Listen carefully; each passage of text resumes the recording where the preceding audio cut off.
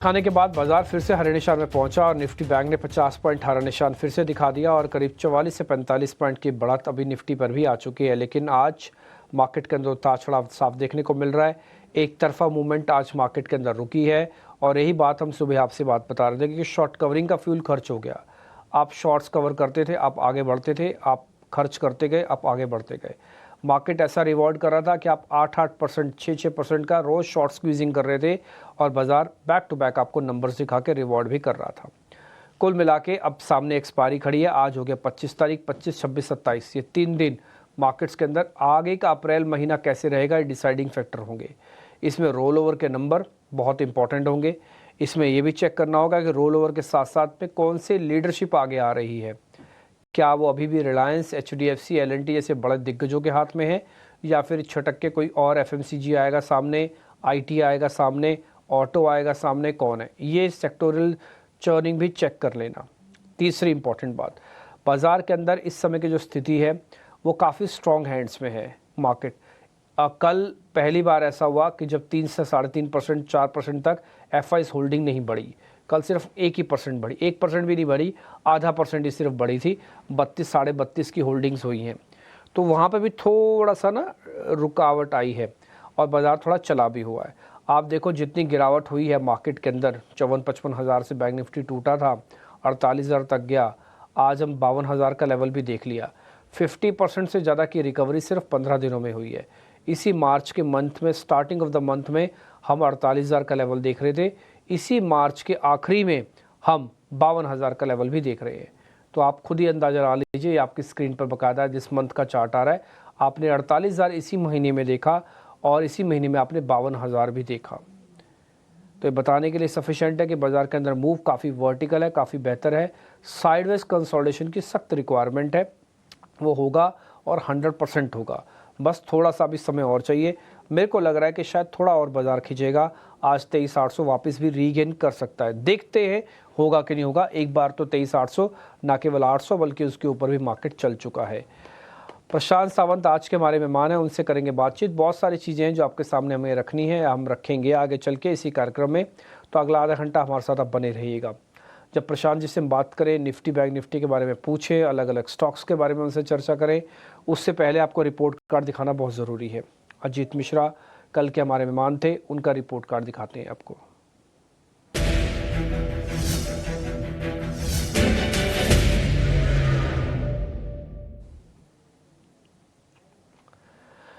अजीत जी ने कल जो बैंक हमको बताया था वो था इंडसइंड बैंक, बेचने की रिकमेंडेशन दी। देखिए इतनी हिम्मत का काम होता है कि आप एक टूटे हुए बैंक में फिर से बेचने की रिकमेंडेशन दे रही है। तो 4% का गेन वहाँ से आया। ये 4% आसानी से भी कमाए जा सकते हैं, लेकिन बोल्ड कॉल लेना अपने आप में एक बड़ी बात होती है और इंडसइंड बैंक एक बड़ा कॉल था जो उन्होंने कल लिया। कल जब मेरे साथ वो शो कर रहे थे तो BHL भी उनकी लिस्ट में था, 1.5% का गेन वहाँ से आया।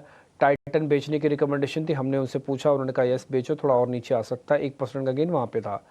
PFC खरीदने की रिकमेंडेशन थी, लेकिन उसका जो रिटर्न है वो ऑलमोस्ट सपाट है। फेडरल बैंक सपाट, मारुति सपाट।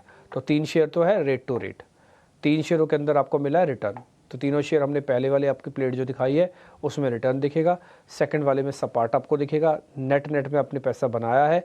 आगे देखते हैं क्या होता है। कल उन्होंने एक ऑप्शंस का ट्रेड भी आपको बताया होगा निफ्टी का, उस ऑप्शंस के ट्रेड के अंदर भी आपको बेनिफिट हुआ होगा। आज सुबह भी निफ्टी चला है, गैप के साथ खुला है, तब भी आपको बेनिफिट हुआ होगा, लेकिन उसको हमने लिखा नहीं, उसको हमने छोड़ दिया। लेकिन ये बात मान के चलना, उस ऑप्शन से भी आपको बेनिफिट हुआ ही होगा। ठीक है जी। तो अब थोड़ा हम और आगे बढ़ जाते हैं। अब जरा प्रशांत सावंत से बातचीत करने का वक्त हो गया है, उनसे जरा समझते हैं क्या करना चाहिए। प्रशांत जी नमस्ते। आज हमने 23,800 वाले लेवल को पार देख लिया और ठीक एक्सपायरी से पहले जो शॉर्ट कवरिंग का फ्यूल होता है वो काफ़ी बड़े लेवल पे हमने खर्च किया। पोजीशन इतनी लाइट है इस समय कि अगली सीरीज़ के अंदर पोजीशंस को भरना पड़ेगा, क्योंकि इतनी लाइट सीरीज़ के साथ अगर आप गए अगली सीरीज़ में तो बहुत ऊपर नीचे होगा, वॉलेटिलिटी बहुत ज़्यादा हो जाएगी, एकदम से बढ़ जाएगी। तो इसलिए थोड़ा डेंस करना पड़ेगा फ्यूचर्स को। ये डेंस अगर लॉन्ग से हुआ तो बाज़ार और चलेगा, अगर वापस शॉर्टिंग हावी हुई तो बाज़ार को थोड़ा नीचे भी आना होगा। आपकी कैलकुलेशंस क्या कहती है सर? जी डिम्पी जी, वेरी गुड आफ्टरनून और सभी दर्शकों को नमस्कार। तो यहाँ पे अगर हम निफ्टी को देखें तो आज एक करीबन 5 से 6 दिनों की स्ट्रॉन्ग पुल बैक के बाद एक थोड़ा हम रेजिस्टेंस के करीब जाए, वहां पे जो एक्सपेक्टेड रिएक्शन है वो आ रहा है। तो यहाँ पे रणनीति क्या होनी चाहिए? सबसे पहली बात, जो लॉन्ग्स कैरी कर रहे हैं पोजिशनली काफी वक्त से, उनका ट्रेलिंग स्टॉप लॉस अब क्लियरली 23,650 के आसपास, 650, 670 होना चाहिए, ताकि करंट लेवल से 50-60 पॉइंट नीचे आपके प्रॉफिट बुक हो जाए। क्या यहाँ पे शॉर्ट करना चाहिए? तो मैं वेट करूंगा। वेट किस लिए करूंगा? मैं चाहता हूँ कि 23,600 स्पॉट का लेवल ब्रेक हो जाए, तब मैं हाई कन्विक्शन के साथ एक शॉर्ट डिप्लॉय करूंगा। So fresh short below 23,600 spot, stop loss में रखूंगा 23,780, 23,780, और वहां से मेरा टारगेट 1 होगा 23,200, टारगेट 2 होगा 22,800 का। ओवरऑल मुझे लग रहा है कि अगर 23,600 का लेवल हम ब्रेक कर दे, तो जो फॉल है 600-800 पॉइंट का बहुत जल्द आ सकता है। तो मेरे लिए मेक और ब्रेक लेवल 23,600 होगा। मैं यहाँ पे कोई फ्रेश लॉन्ग डिप्लॉय नहीं करना चाहूंगा, इसलिए जो मेरा नजरिया है वो लोअर लेवल ब्रेक होने पे सेल करने का होगा। मैं इस ओवरऑल मूव को एक पुल बैक की तरह देख रहा हूँ, तो इसलिए करंट पोजीशन को ट्रेल करने की सलाह होगी, और एग्जिस्टिंग अगर एक क्रूशियल लेवल जो 23,600 का है वो ब्रेक हो जाए, तो वहां पे फ्रेश शॉर्ट डिप्लॉय करने की सलाह होगी। अगर आप कहें तो बैंक निफ्टी पे भी राय दूं।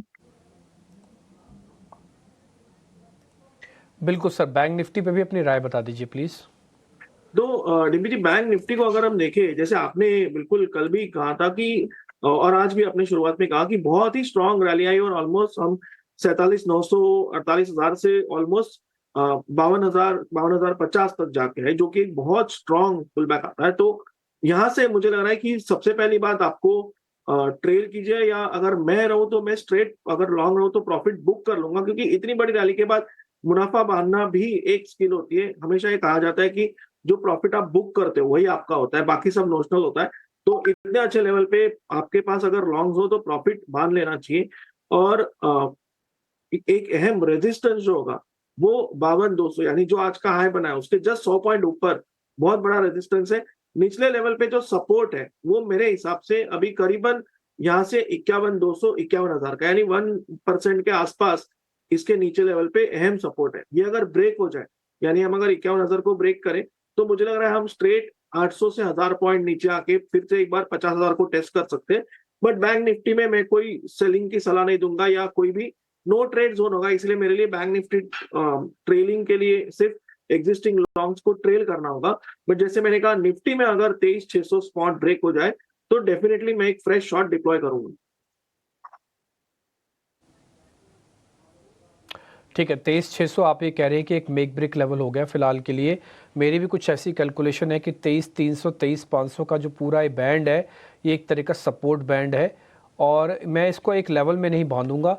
हालांकि आपके मैं लेवल्स को एक बार पढ़ देता हूँ। आप ये कह रहे हैं कि 23,400 तक वापस मार्केट आ सकता है। अगर ये 780 पार करेगा तो और चलेगा, यानी कि रफ आप 800 समझ लो आज के लेवल जो हमने आपको सुबह भी नोटिस करवाए थे। एक बार अगर 800 वापस आ गया तो थोड़ा और चलेगा। अगर 800 वापस नहीं आता तो फिर 23,600 के नीचे वीक हैंड्स में ट्रांसफ़र होता जाएगा, और ये 23,400 तक वापस जा सकता है। यानी यहाँ से 250-300 पॉइंट नीचे आपको निफ्टी मिल सकता है, अगर आप मौका देखना चाहें। बोले हम शॉर्ट करने में बिलीव नहीं करते सर, हमने पहले भी खरीदारी करके रखा था, आज हमारे रेट आ गए, हमें शॉर्ट सूट नहीं करता। तो फिर आप वेट एंड वॉच करो, फिर आपको कुछ नहीं करना है। फिर आप थोड़े डिप की वेट करो, डिप मिल गया तो ठीक है, नहीं मिला तो कोई बात नहीं, ठीक है ना। तो जल्दबाजी मत करना, गलत फैसले मत लेना, इरेशनल मत होना, नो एग्रेशन, नो डिप्रेशन के स्टांस को बनाए रखना, and buy right and sit tight होना चाहिए।